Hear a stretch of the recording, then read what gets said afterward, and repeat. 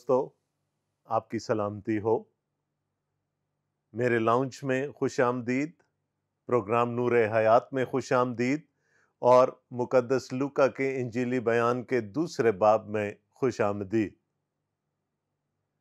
بڑی خوبصورت کہانیاں بنتا چلا جا رہا ہے لوکا ہمارے لیے۔ ہم نے خوشخبریاں دیکھیں اور وہ بھی ایک نہیں دو، اور یہ خوشخبریاں دو لڑکوں سے متعلق تھیں جن کی پیدائش کی خوشخبری ان کے والدین کو دی گئی، اور اس وقت دی گئی جب ابھی وہ پیٹ میں بھی نہیں پڑے تھے۔ ان کے نام بھی تجویز کر دیے گئے تھے۔ پھر ہم کہانی میں آگے چلتے رہے اور ہم نے ان دونوں بچوں کی پیدائش دیکھی۔ ایک بچے کی پیدائش، اور میری مراد یہاں پر یوحنا سے ہے، زکریا کے گھر میں، یہودیہ کے پہاڑی علاقے میں اس کے مکان میں ہوئی، اور اس کا نام یوحنا رکھا گیا جیسا کہ خدا نے پہلے تجویز کر دیا تھا۔ اور دوسرے بچے کی پیدائش بیت لحم کی ایک سرائے میں ہوئی، اور ہم نے دیکھا کہ اس کے بعد فرشتوں نے چرواہوں کو ایک خوشخبری سنائی، اور میں نے آپ کو یہ بھی بتایا تھا کہ وہ چرواہے کیوں چنے گئے۔ یہ چرواہے ہیکل میں قربانیوں کے لیے بروں کی افزائش کیا کرتے تھے، جہاں پر بے عیب بروں کی ضرورت پڑتی تھی، اور فرشتے سے ہدایت پا کر انہوں نے جا کر خدا کا برہ دیکھا، جس کے بعد ان سارے بروں کی جن کی وہ افزائش کر رہے تھے اور ان کی قربانیوں کی پھر کبھی ضرورت نہ رہے گی۔ فرشتوں نے ایک پیغام سنایا۔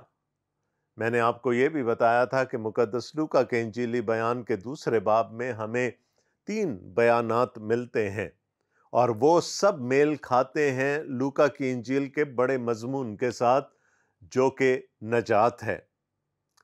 فرشتوں نے چرواہوں کو بتایا کہ یہ خوشخبری جو ان کو سنائی جا رہی ہے پوری امت کے واسطے ہوگی، یعنی بنی اسرائیل قوم کے لیے ہوگی، اور تمہارے لیے آج داؤد کے شہر میں ایک منجی، ایک نجات دہندہ پیدا ہوا ہے، اور اس کا تمہارے لیے ایک نشان ہے، اور وہ نشان یہ ہے کہ اس بچے کو کپڑے میں لپٹا اور چرنی میں پڑا ہوا پاؤ گے۔ جب فرشتے رخصت ہو گئے تو چرواہے بیت لحم میں گئے، اس سرائے کو ڈھونڈا، اس خاص ایک چرنی کو ڈھونڈا جہاں پر وہ بچہ رکھا گیا تھا، اور وہ تعجب کرنے لگے، اور پھر گویا ان کی زبانیں کھل گئیں۔ وہ ہر آنے جانے والے سے اس بڑے ماجرے کا بیان کرنے لگے، ان کی زندگی میں گواہی آ گئی۔ وہ بتانے لگے کہ کیسے خدا نے ان کی رہنمائی ایک بچے کی طرف کی ہے، وہ بچہ جو کہ داؤد کے تخت پر ابد تک حکمرانی کرے گا، اور لکھا ہے یوں سب لوگ ان کی باتوں پر تعجب کرنے لگے۔ دوستو، میں نے آپ کو یہ بھی بتایا تھا کہ بیت لحم کے معنی ہے روٹی کا شہر، اور خدا نے اس ایک شہر کو چن لیا جس کا نام ہی روٹی کا شہر تھا، تاکہ زندگی کی روٹی اس شہر میں اترے۔ اور وہ نشان دیکھیں جو چرواہوں کو دیا گیا کہ ایک بچے کو کپڑے میں لپٹا اور چرنی میں پڑا ہوا پاؤ گے۔ اور میں نے آپ کو بتایا تھا کہ ہمارے ہاں بھی جب روٹی بنتی ہے تو اس کو کپڑے میں لپیٹا جاتا ہے، اور پھر اس کو کسی برتن میں رکھ کر پیش کر دیا جاتا ہے۔ اسی طرح زندگی کی روٹی جب اس دنیا میں آئی تو اس کو بھی کپڑے میں لپیٹا گیا، اور یہ خاص کپڑا تھا، اور اس کی میں نے تفصیل آپ سے بیان کر دی تھی، اور اس کو اس جگہ رکھا گیا جہاں سے جانور کھانا کھایا کرتے تھے۔ دوستو، لوکا نے ہمیں خداوند یسوع مسیح کی پیدائش کا واقعہ سنایا، اور اب ہمیں وہ اس یسوع سے ملوائیں گے جو کہ 8 دن کا ہو چکا ہے۔ 8ویں دن کی یہودی شریعت میں بہت بڑی اہمیت تھی۔ آئیے ہم لوکا کے ساتھ کہانی کو آگے بڑھاتے ہیں، اور ہم دیکھ رہے ہیں لوکا کا انجیلی بیان، اس کا دوسرا باب اور اس کی 21ویں آیت سے۔ جب 8 دن پورے ہوئے اور اس کے ختنہ کا وقت آیا تو اس کا نام یسوع رکھا گیا، جو فرشتہ نے اس کے رحم میں پڑنے سے پہلے رکھا تھا۔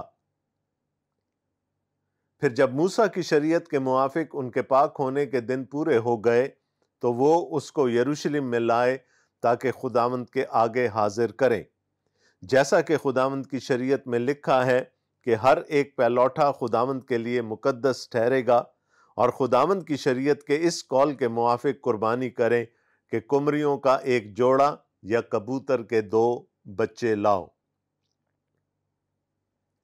یہاں پر لوکا 3 یا 4 آیات میں کئی واقعات کو سمونے کی کوشش کر رہے ہیں جن کو ہمیں علیحدہ علیحدہ کر کے دیکھنا ہوگا۔ کم از کم 4 رسومات کا ذکر یہاں پر ان 4 آیات میں کیا گیا، جن میں سے 3 موسوی شریعت سے مطابقت رکھتی تھیں، جن میں ایک رسم ختنے کی تھی، دوسری مریم کی طہارت کی تھی، اور تیسری یسوع کا فدیہ دیا جانا تھا، اور یہ سب کچھ شریعت کے عین مطابق ہوا۔ ختنے کے ساتھ ایک اور رسم بعد میں شامل ہو گئی، اور وہ یہ تھی کہ 8ویں دن بچے کا نام رکھا جاتا تھا۔ میں اور آپ جانتے ہیں کہ ختنہ اس عہد کا نشان تھا جو کہ خدا نے ابراہم کے ساتھ باندھا تھا، اور جس کا ذکر ہمیں پیدائش کی کتاب کے 17ویں باب میں ملتا ہے۔ جب خداوند ابراہم سے عہد باندھ چکا تو اس عہد کے نشان کے طور پر خداوند نے کہا کہ ابراہم کا اور اس کے گھرانے میں ہر ایک مرد کا ختنہ کیا جائے۔ یہ عہد کا نشان تھا جس کو بعد میں شریعت میں بھی شامل کر لیا گیا۔ اب خداوند یسوع مسیح بنی اسرائیل میں پیدا ہوئے، یہودی ماں باپ کے گھر میں پیدا ہوئے، لہٰذا 8ویں دن ان کا بھی ختنہ کیا گیا۔ اب سوال یہ اٹھتا ہے کہ کیوں 8ویں دن ختنہ کیا جانا ضروری تھا؟ آج میڈیکل سائنس ہمیں یہ بتاتی ہے کہ جب بچہ پیدا ہوتا ہے تو پہلے 7 دن میں وہ اجزاء اس کے خون میں نہیں ہوتے جو کہ خون کو جمانے کے کام آتے ہیں۔ یعنی اگر کہیں نوزائیدہ بچے کے جسم سے خون جاری ہو جائے گا تو وہ نہیں رک پائے گا۔ 8ویں دن بڑی مقدار میں وہ عناصر جو کہ خون کے جمانے میں مددگار ہوتے ہیں وہ بدن میں خارج ہوتے ہیں، اور اس دن اگر کوئی زخم لگے تو اس کا جلد مندمل ہو جانا لازمی ہوتا ہے، اور اس کے بعد 9ویں دن سے وہ اجزاء پھر اپنی معمول کی مقدار کی طرف چلے جاتے ہیں۔ یعنی 8واں دن وہ تھا کہ جب اگر بچے کے جسم پر زخم لگے گا تو وہ بڑی جلدی مندمل ہو جائے گا۔ ابراہم کو یہ نہیں معلوم تھا، موسیٰ کو یہ معلوم نہیں تھا، لیکن خدا نے اپنی حکمت کے تحت یہ حکم جاری کر دیا تھا کہ ہر بچے کا ختنہ 8ویں دن ہو، اور یوں یسوع کا ختنہ بھی 8ویں دن ہوا، اور جیسے کہ رسم چل پڑی تھی اس کا نام بھی اسی دن تجویز کیا گیا۔ یہ وہ نام ہے جو کہ اس کے پیٹ میں پڑنے سے پہلے خدا نے فرشتہ کے ذریعے سے تجویز کر دیا تھا۔ میں مختلف زبانوں میں یہ نام آپ کو بیان کر چکا ہوں۔ نام ہے یشوع یا جوشوا، جس کا کہ یونانی ترجمہ تھا جیزس۔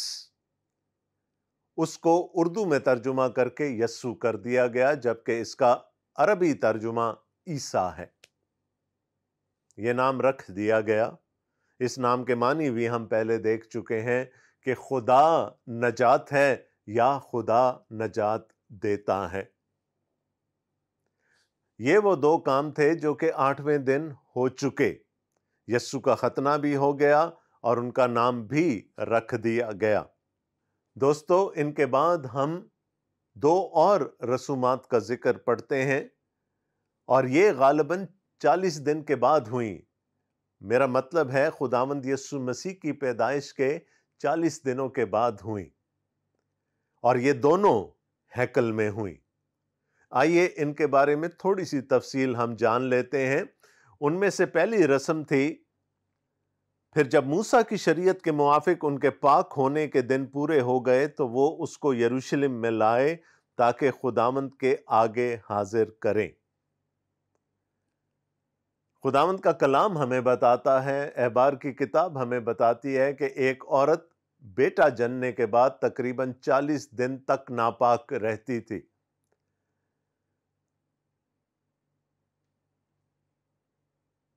جس کا مطلب یہ ہے کہ وہ 40 دن تک نہ ہیکل کے اندر جا سکتی تھی، نہ ہیکل کی کسی رسم میں شریک ہو سکتی تھی۔ 40 دن کے بعد اس کو اپنی طہارت کی قربانی چڑھانی پڑتی تھی، جس کی وجہ سے وہ پاک ٹھہرائی جاتی تھی اور اس کے بعد وہ ہیکل کی عبادتوں میں شریک ہونے کے قابل ہو جاتی تھی۔ خداوند کا کلام ہمیں یہ بتاتا ہے کہ اس رسم کے لیے ایک یک سالہ برے کی ضرورت پڑتی تھی، اور اس یک سالہ برے کے ساتھ ایک کبوتر یا ایک قمری قربان کی جاتی تھی، تاکہ وہ خاتون اپنی زچگی کے دوران کی ناپاکی سے پاک ہو جائے۔ خداوند کا کلام ہمیں یہ بھی بتاتا ہے کہ وہ جوڑے جن کے لیے کہ ایک یک سالہ نر برہ خریدنا مشکل ہوتا تھا اپنی غربت کے ہاتھوں، ان کے لیے پھر یہ قرار دے دیا گیا تھا کہ وہ یا تو 2 قمریاں یا 2 کبوتر لا کر قربان کریں۔ یہاں پر ہم یسوع مسیح کے خاندان کی مالی حالت کے بارے میں جان سکتے ہیں۔ یوسف اور مریم کے پاس شاید اتنی رقم نہیں تھی کہ وہ ایک یک سالہ نر برہ خرید سکیں، لہٰذا جیسا کہ کلام میں لکھا ہے کہ وہ قمریوں کا ایک جوڑا یا کبوتر کا ایک جوڑا مریم کی طہارت کی قربانی کے طور پر لے کر آئے، اور یوں مریم نے وہ قربانی چڑھائی اور وہ شریعت کے مطابق پاک ہو گئی، وہ ہیکل میں اندر آنے کے اور وہاں عبادت کرنے کے قابل ہو گئی۔ تو ہم نے یہ دیکھا کہ 8ویں دن خداوند یسوع مسیح کا ختنہ ہوا اور ان کا نام رکھا گیا۔ جب وہ 40 روز کے ہوئے تو ان کے ماں باپ ان کو لے کر ہیکل میں آئے اور مریم نے اپنی طہارت کی قربانی چڑھائی۔ لیکن یہاں پر ایک اور رسم کا ذکر ہمیں ملتا ہے جس کا پورا کیا جانا ضروری تھا۔ یسوع مسیح کم از کم مریم کی پہلوٹی کی اولاد تھے، اور پہلوٹی کی اولاد کے لیے شریعت میں ایک حکم تھا جو ہمیں گنتی کی کتاب میں نظر آتا ہے۔ گنتی کی کتاب اس کا 18واں باب اور اس کی 14ویں آیت سے لکھا ہے، بنی اسرائیل کی ہر ایک مخصوص کی ہوئی چیز تیری ہوگی۔ یہاں پر خدا اپنے کاہنوں سے مخاطب ہے کہ جو کچھ بھی بنی اسرائیل میرے لیے مخصوص کریں گے، یعنی خدا کے لیے مخصوص کریں گے، وہ کاہنوں کی ملکیت ہوگی۔ ان جانداروں میں سے جن کو وہ خداوند کے حضور گزرانتے ہیں، جتنے پہلوٹی کے بچے ہیں، خواہ وہ انسان کے ہوں خواہ حیوان کے، وہ سب تیرے ہوں گے، پر انسان کے پہلوٹوں کا فدیہ لے کر ان کو ضرور چھوڑ دینا، اور ناپاک جانوروں کے پہلوٹے بھی فدیہ سے چھوڑ دیے جائیں، اور جن کا فدیہ دیا جائے وہ جب 1 مہینے کے ہوں تو ان کو اپنی ٹھہرائی ہوئی قیمت کے مطابق مقدس کی مسکال کے حساب سے جو 20 جیرے کی ہوتی ہے، چاندی کی 5 مسکال لے کر چھوڑ دینا۔ دوستو، جب خدا بنی اسرائیل کو ملک مصر سے نکال کر لایا تو اس نے مصر کے سارے پہلوٹے، خواہ وہ انسان کے تھے یا حیوان کے، مار ڈالے، لیکن بنی اسرائیل کے پہلوٹے خداوند نے ان بروں کے خون کے وسیلے سے جن کو قربان کیا گیا اور جن کا لہو چوکھٹوں پر لگایا گیا، بچا لیا۔ اور اس دن کے بعد سے خداوند نے کہا کہ بنی اسرائیل کے سب پہلوٹے، خواہ وہ انسان کے ہوں خواہ وہ جانور کے ہوں، سب میرے ہیں۔ اور پاک جانوروں کے پہلوٹے خداوند کی حضوری میں لائے جاتے تھے اور وہ کاہنوں کی ملکیت ٹھہرتے تھے، اور اگرچہ کہ وہ قربان کیے جاتے تھے، ان کے گوشت پر کاہنوں کا حق ہوتا تھا۔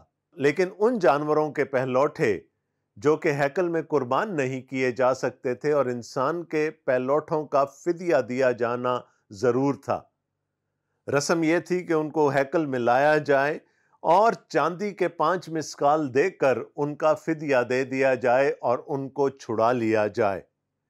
وہ پھر کاہنوں کی ملکیت نہیں رہیں گے۔ خداوند یسوع مسیح بھی چونکہ پہلوٹے تھے، ان کے لیے اس رسم کو پورا کیا جانا ضروری تھا، تو جہاں ایک طرف مریم کی طہارت کی قربانی کی رسم پوری کی گئی، وہیں پر خداوند یسوع مسیح کو بھی فدیہ دے کر چھڑا لیا گیا۔ دیکھیں خداوند یسوع مسیح کی پیدائش میں، اور پھر اس کے 8ویں دن، اور پھر تقریباً 40ویں دن کے بعد کیسے شریعت ان کی زندگی میں تکمیل پاتی ہے۔ دوستو، ایک طرف تو ہیکل میں یہ سارا سلسلہ چل رہا تھا، لیکن دوسری طرف چند اور واقعات بھی رونما ہوئے جن کے بارے میں جاننا ضروری ہے۔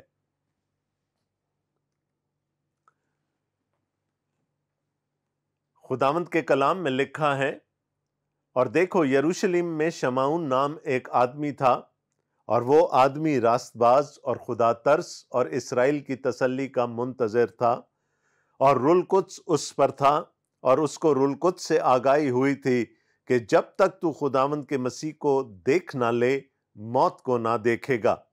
وہ روح کی ہدایت سے ہیکل میں آیا، اور جس وقت ماں باپ اس لڑکے یسوع کو اندر لائے تاکہ اس کے لیے شریعت کے دستور پر عمل کریں، تو اس نے اسے اپنی گود میں لیا اور خدا کی حمد کر کے کہا۔ یہاں پر ہمیں ایک اور کردار سے متعارف کروایا جا رہا ہے، اور وہ کردار ہے شمعون۔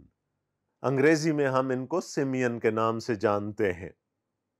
ہمیں کوئی بہت زیادہ علم نہیں ہے اس ہستی کے بارے میں، ہم اتنا ہی جانتے ہیں جتنا لوکا نے ہمیں بتایا کہ وہ یروشلم میں رہتے تھے، خدا ترس تھے، راست باز تھے، اور سب سے بڑی بات وہ اسرائیل کی تسلی کے منتظر تھے۔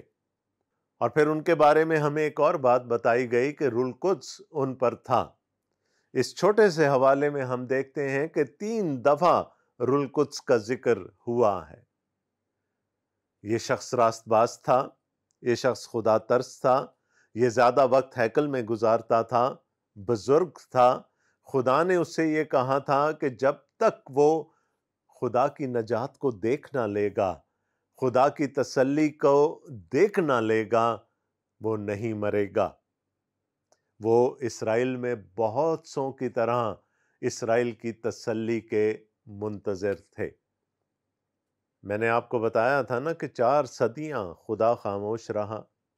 مسیح کے بارے میں، نجات دینے والے، چھٹکارا دینے والے کے بارے میں لوگوں کی توقعات اس وقت اپنی معراج پر تھیں۔ شمعون بھی انہی میں سے ایک تھا جو کہ مسیح کی راہ دیکھ رہا تھا۔ اور اگر یہ واقعتاً بزرگ تھا تو شاید یہ بہت چھوٹا ہوگا جب روم نے ملک فلسطین پر قبضہ کر لیا تھا۔ اور جیسا کہ اس وقت کے لوگوں کا خیال تھا کہ جب خدا کا مسیح آئے گا تو وہ ان کو رومی تسلط سے نجات دلوائے گا۔ شمعون بھی اسرائیل کی تسلی کے منتظر تھے۔ وہ ہیکل میں تھے، اور خداوند یسوع مسیح اپنی ماں کی یا اپنی باپ کی گود میں ہیکل میں داخل ہوئے۔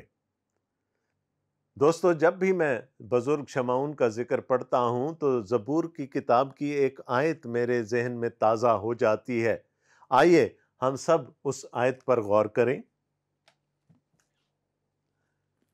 خداوند کا کلام، زبور کی کتاب، زبور 25 اور اس کی آیت 14۔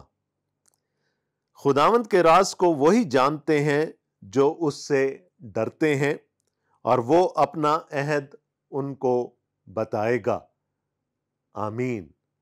وہ جو راست باز ہیں، جو خداوند سے ڈرنے والے ہیں، لکھا ہے کہ خدا اپنا عہد ان کو بتائے گا، ان کو دکھائے گا، اور غالباً یہ بزرگ شمعون کی طرف ہی اشارہ تھا۔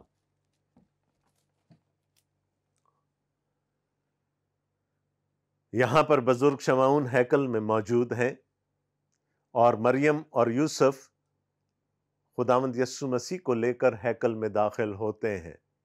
دوستو، چند پروگرام پہلے میں نے ملاکی نبی کے صحیفے کے 3 باب کی پہلی آیت آپ کے سامنے رکھی تھی، جس میں کہ لکھا تھا کہ خداوند ناگہاں اپنی ہیکل میں آ موجود ہوگا۔ کسی کو خبر نہیں کہ وہ یوسف کی گود میں یا مریم کی گود میں جو بچہ ہے وہ کون ہے اور وہ کیسے اپنی ہیکل میں داخل ہوا ہے۔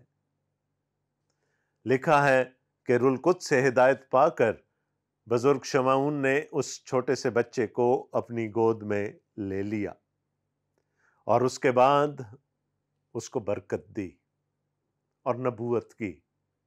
آئیے دیکھیں شمعون نے کیا کہا۔ آئے مالک، اب تو اپنے خادم کو اپنے قول کے موافق سلامتی سے رخصت کرتا ہے، کیونکہ میری آنکھوں نے تیری نجات دیکھ لی ہے جو تو نے سب امتوں کے روبرو تیار کی ہے، تاکہ غیر قوموں کو روشنی دینے والا نور اور تیری امت اسرائیل کا جلال بنے۔ کچھ لوگ اس خوشخبری کو پڑھ کر جو فرشتہ نے چرواہوں کو دی تھی کہ داؤد کے شہر میں آج تمہارے لیے ایک منجی پیدا ہوا ہے اور وہ قوم بنی اسرائیل کا نجات دہندہ ہوگا، یہ ثابت کرنے کی کوشش کرتے ہیں کہ خداوند یسوع مسیح صرف بنی اسرائیل کی کھوئی ہوئی بھیڑوں کو ڈھونڈنے آئے تھے، اور وہ چند آیتوں کے بعد اس بات کی طرف غور نہیں کرتے جو بزرگ شمعون نے روح القدس کی ہدایت سے کی، اور کیا کہا؟ میری آنکھوں نے تیری نجات کو دیکھ لیا ہے۔ جب ہم مقدس یوحنا کے انجیلی بیان کا مطالعہ کر رہے تھے تو میں نے آپ کو بتایا تھا کہ خدا کی نجات ایک شخصیت ہے، وہ کوئی کام نہیں ہے، وہ کوئی لکھا ہوا قانون نہیں ہے، وہ ایک شخصیت ہے، وہ شخصیت جو اس وقت 40 دن کی ہے اور بزرگ شمعون کی گود میں ہے۔ میری آنکھوں نے تیری نجات دیکھ لی ہے۔ تو اپنی قوم کو تسلی دینے جا رہا ہے، تو اپنی قوم کو چھٹکارا دینے جا رہا ہے، لیکن یہ نجات صرف تیری قوم ہی تک ہی محدود نہ رہے گی، بلکہ لکھا ہے کہ سب امتوں کے روبرو تیار کی ہے، تاکہ غیر قوموں کو روشنی دینے والا نور اور تیری امت اسرائیل کا جلال بنے۔ یہ نجات عالمگیر ہے، یہ ایک عالمگیر خدا کی عالمگیر نجات ہے۔ This is a universal salvation۔ اس کو محدود کرنا صحیح نہیں ہے۔ یہ سب کے لیے ہے، یہ پوری بنی نوع انسان کے لیے ہے۔ اس موضوع پر ہم آگے چل کر اور بات کریں گے، اور لکھا ہے اور اس کا باپ اور اس کی ماں ان باتوں پر جو اس کے حق میں کہی جاتی تھیں تعجب کرتے تھے۔ یہ ساری باتیں جو اس بچے کے حق میں ہو رہی تھیں اور دوسرے کر رہے تھے، وہ ان سب باتوں کو اپنے دل میں رکھتے تھے۔ دوستو، وقت بہت ظالم ہے۔ مجھے بتایا جا رہا ہے کہ پروگرام کا وقت ختم ہو گیا۔ مجھے یہ بات یہاں پر ادھوری چھوڑنی پڑ رہی ہے، لیکن خداوند نے چاہا تو اگلے پروگرام میں ہم اس کو مکمل کر لیں گے۔ تب تک کے لیے ڈاکٹر آصف جان کو اس کے لاؤنج سے اجازت دیجیے۔ خدا حافظ۔